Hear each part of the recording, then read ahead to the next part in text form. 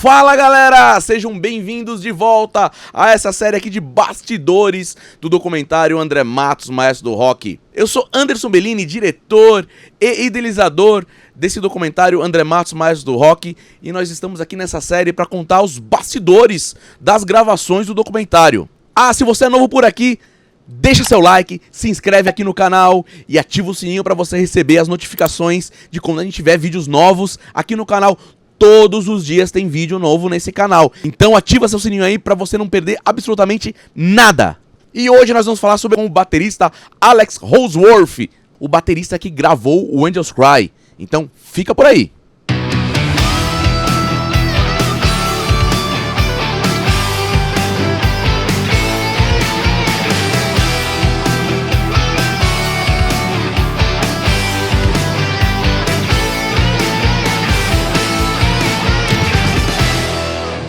Fala galera, antes desse vídeo eu gostaria de falar pra vocês que a gente tem uma lojinha do documentário onde a gente vende nossos produtos oficiais do filme, e esses produtos ajudam muito que a gente continue lançando os filmes, continue fazendo esse conteúdo pra vocês. Então entrem na nossa lojinha, temos camisetas, temos DVDs dos filmes, Funko, temos boné, temos agasalho, material muito exclusivo pra vocês sobre o filme André Matos, Maestro do Rock.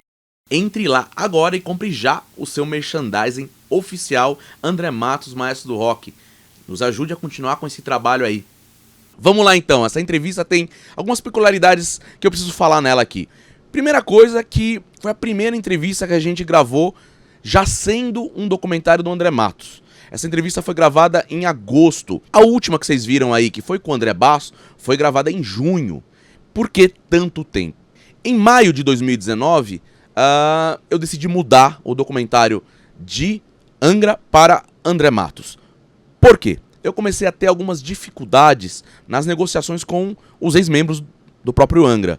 E eu encontrei com o Patrick, que é um cara que filmava muito o André, tinha muito material do André e também se tornou meu amigo. Ele perguntou pra mim como que tava indo as gravações do documentário do Angra, e eu contei essas dificuldades que eu tava tendo. E ele me sugeriu, falou, cara, por que você não faz um documentário sobre o André? Porque você vai poder falar sobre o Angra, né, a fase do André no Angra. Você vai poder falar sobre o Viper, que é muito legal a história, né, do começo da carreira do André. Você vai poder falar sobre o Xamã. Você vai poder falar sobre a carreira solo do André e todos os projetos do André. Além disso, contar a história de uma pessoa, né, que é muito interessante toda a história do André. E aí eu pensei bem e eu comecei a ter essas dificuldades cada vez mais aumentando. Alguns membros topando participar, outros não, outros topando participar por dinheiro, cachê. Então eu comecei a ver que eu tava entrando num vespeiro. E o Patrick me falou, cara, conversa com o André. Ele sempre quis que fizessem um documentário sobre ele. Inclusive eu filmei muita coisa pra esse documentário que nunca aconteceu. E, cara, se propõe a fazer, eu até te ajudo nisso. A gente já tinha gravado com o André, obviamente, né? E eu tentei conversar com o André, tentei mandar mensagem pra ele. Foi uma época que ele tava mais recluso ainda. Eu não conseguia ter acesso a ele, ele não me respondia nessa época mais, né? Que foi logo depois ali da gravação com o Angra Sênior, que foi na semana do show, o último show do Xamã, né, o último show do André, que foi no Espaço das Américas junto com a Avantasia. E eu tentei falar com o André aquela semana inteira pra tentar mudar. Inclusive no dia do show do Avantasia, lá no Espaço das Américas aqui em São Paulo, eu fui ao backstage. Eu esperei, obviamente, acabar o show do Xamã, acabar a participação que ele ia fazer com a Avantasia, pra ir lá conversar com ele, né. Quando ele terminou a apresentação dele com a Avantasia, eu fui pro backstage e eu encontrei com o Rona, que é o hold do Xamã, né. E eu perguntei, cadê o André? Cadê o André? Ele falou, puta, o André acabou de ir embora, cara. Você precisava falar com ele? Eu falei, precisava falar com ele, cara. Porque ele não me responde e o único jeito é falar com ele pessoalmente. E ele estaria aqui, né? E ele falou, puta, ele acabou de ir embora. Eu falei, bom, então fica pra uma próxima. Infelizmente, não houve uma próxima, né? O André faleceu 6 dias depois, infelizmente. Eu realmente abortei o projeto, falei, já não é pra fazer, né? O do Angra tô tendo toda essa dificuldade. Agora o André não está mais entre nós pra, né, me autorizar ou não autorizar a fazer esse projeto de documentário dele. Eu tinha comentado com ele na gravação dele que, quem sabe, no próximo documentário que eu fizesse depois do Angra, eu faria um dele. E ele me falou, cara, porra, seria muito legal. Então, mas eu não consegui ter essa conversa com ele pra mudar pro documentário André Matos. Foi então que eu fiquei um tempo pensando em desistir do projeto, obviamente, né, repensando muita coisa, e muita gente vindo me falar, cara, você tem que fazer esse documentário, levar adiante esse documentário do André, mais que tudo agora, porque você tem uma entrevista inédita, ele falou com você durante 5 horas e meia, e ele te aprovou a fazer isso, ele falou que você é o cara mais indicado pra fazer isso. Dá uma olhada aí. É o que eu te falei, tem um assunto que eu nem tenho falado muito a respeito. Exato, eu sei disso. Mas, dado o histórico que você tem com a gente, né, desde lá de trás, eu acho assim que você é um cara que merece fazer. Obrigado, cara. Obrigado. Por toda a ajuda que você já deu. Bom, obrigado. Xamã, vai, tudo isso. Sim. E depois, carreira solo. E aí isso ficou muito marcante na minha cabeça, né? De, pô, eu tenho material, eu tenho conhecimento pra fazer isso, por que eu vou abortar tudo isso, né? E aí realmente eu decidi que ia contactar a família do André pra contar do meu projeto, do que eu já tinha começado a gravar, já tinha com tudo muito roteirizado, e que só faltava no aval do André, mas eu não consegui fechar isso com o André. Foi então que eu entrei em contato com o Daniel Matos, que é o irmão do André, que fez faculdade de música comigo, ele fez um teste pra entrar até na minha banda no Évora, muitos anos atrás, e ele ainda tava nesse momento de luto, e me falou que o primo dele que tava resolvendo esses problemas de a continuidade das coisas do André, né? Ele me passou o telefone do Eco Moliterno, que é o primo do André. Foi então que eu entrei em contato com o Eco, expliquei o meu projeto. Ele falou, cara, mas peraí, o André foi gravar com você, mas você tem algum papel, algum documento assinado e tudo mais? Nessa época a gente não tava com a liberação de imagem pronta ainda pra levar, né? Então a gente tinha gravado poucas entrevistas ainda. E aí eu falei, cara, eu não tenho, mas, pô, eu conheço o André há bastante tempo, né? Acho que muita gente entrou em contato com eles falando que conhecia o André, né? E querendo fazer coisas com o André. E ele me falou isso. Falou, cara, tem gente querendo fazer até história em quadrinhos com o André. Lógico, ele precisava de uma prova, né? Foi então que eu mandei esse vídeo que vocês acabaram de assistir aí pro Eco. Na hora que ele viu o vídeo, ele falou, cara, não tenho nem o que falar, né? Você tem uma entrevista aí inédita com o André, você tem um vídeo dele te autorizando a fazer isso. Então, cara, vamos conversar. Ele me falou que ele trabalhava numa agência de publicidades, que ele lidava com filmes, que ele lidava com cineastas, que ele lidava com roteiros e tudo mais, que ele era da área, que ele poderia me ajudar nisso. Foi então que a gente marcou um dia lá na produtora do Eco. Inclusive o Patrick foi comigo e com o Thiago nessa reunião com o Eco, e a gente decidiu, ele deu o aval da família, ele já tinha conversado com a mãe do André, e já tinha dado o aval para eu continuar o projeto, para eu seguir em frente, né? Isso foi mais ou menos no finalzinho de julho, começo de agosto, mais ou menos. Foi então que o Edu Falaschi novamente ia trazer um artista para tocar com ele nos shows do Temple of Shadows in Concert, que era o Alex Holsworth, que gravou o Angels Cry. E a gente queria aproveitar a vinda dele pra cá pra fazer uma entrevista com ele, porque eu já queria fazer pro do Angra, né? Foi então que o Thiago Raumauro, que também trabalhava com o Edu Falaschi, foi almoçar com o Alex e apresentou o projeto pro Alex. Ele gostou muito da ideia e topou na hora. A gente marcou um dia, 2 dias depois, a entrevista com o Alex. Inclusive ele já estava aqui há um tempo, porque ele estava ensaiando com o Edu. Então ele não chegou antes do show, ele chegou bem antes. Então ele tinha algumas datas disponíveis para poder conversar com a gente. A gente foi até o hotel onde ele se hospedou, no centro de São Paulo. Nessa entrevista foi o Thiago, foi o Renato, foi a Isabelle Miranda como nossa produtora.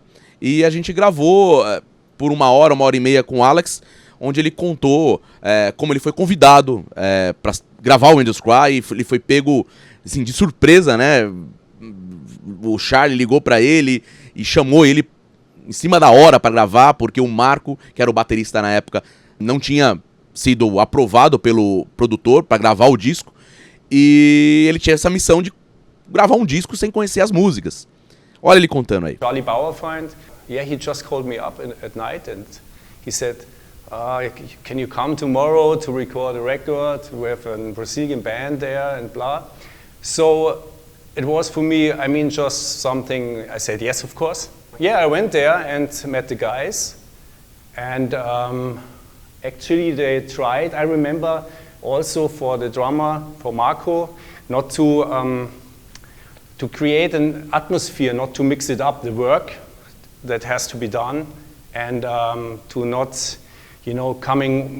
making bad feelings, when you meet somebody who just, has to go home because of this and that. So it was quite professional, actually, to try to make it done in the best way possible. And that's what we did, and the guys were super awesome. And we were all young, so that was a super adventure. Fora isso, como já era do André, a gente falou bastante sobre o André, inclusive num projeto que pouca gente conhece, que a gente vai falar bastante no terceiro episódio, que é o Looking Glass Self, que é um projeto maravilhoso que o Alex fez com o André e com o irmão do Alex.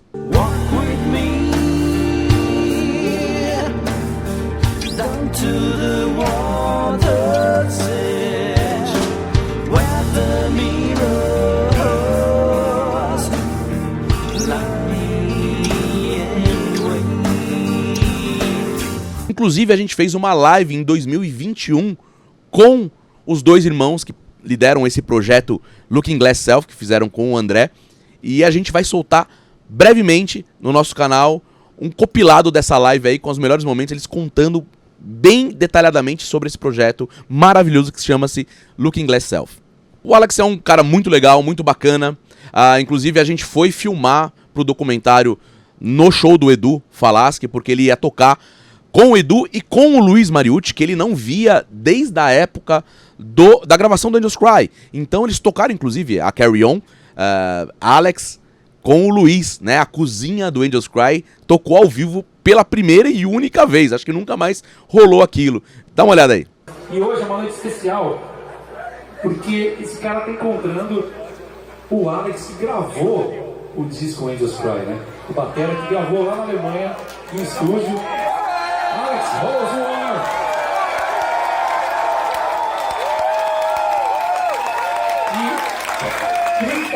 E 30 anos, quase 30 anos depois, eles saem juntos lá na Alemanha, gravando aquele disco maravilhoso. E esses caras estão juntos de novo aqui no palco. E eu fico feliz de poder trazer essa união, né? E a gente está aqui hoje para celebrar coisas boas para você. E pode ter certeza que o André está lá no céu fazendo muita coisa boa, muita coisa boa.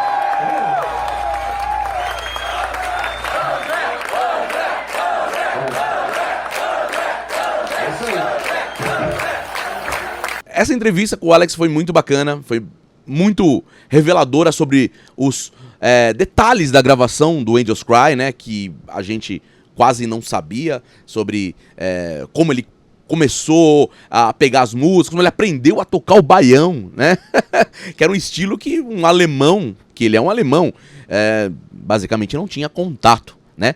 Mas como o Alex era um baterista que já era estudado, era de conservatório e tudo mais, para ele, né, foi uma questão de tempo para ele poder pegar o gingado ali do baião e da música brasileira para poder aplicar nas linhas de bateria do Angels Cry. As a German, in that age, and back then, it was like you had the understanding that you play 16th notes and then it's right. You play the rhythm.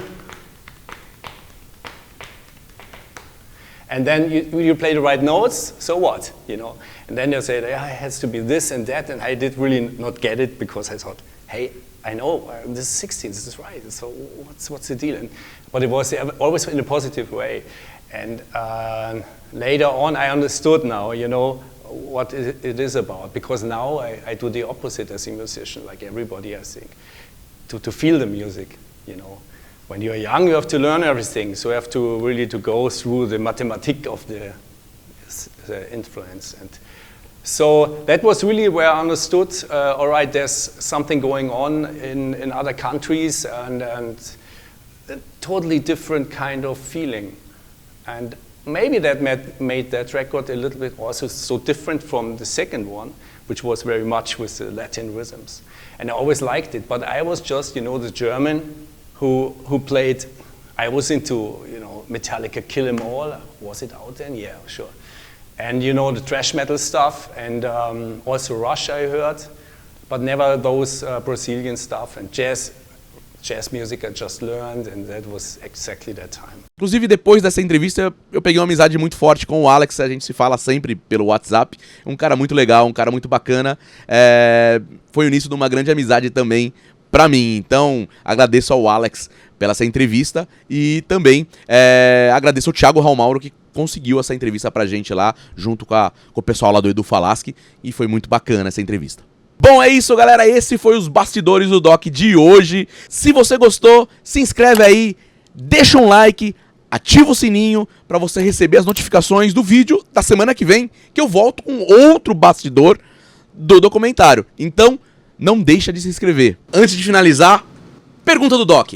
Você que acompanha o Metal Nacional, eu quero saber qual baterista você acha que seria mais indicado para substituir o Marco Antunes ao invés do alemão Alex. Um cara que tenha a ginga brasileira, que seja brasileiro. Quem seria o cara que teria mais cacife para assumir esse posto aí nessa época? Ah, você não conhece o documentário? Eu tô deixando aqui na descrição do vídeo todos os links para você poder alugar ou comprar o filme, os 2 episódios que a gente tem lançado até então. Agora mesmo, você pode comprar ou alugar. Os links estão aqui na descrição e eu tô deixando aqui também nos cards. Valeu, galera, muito obrigado e até a próxima semana!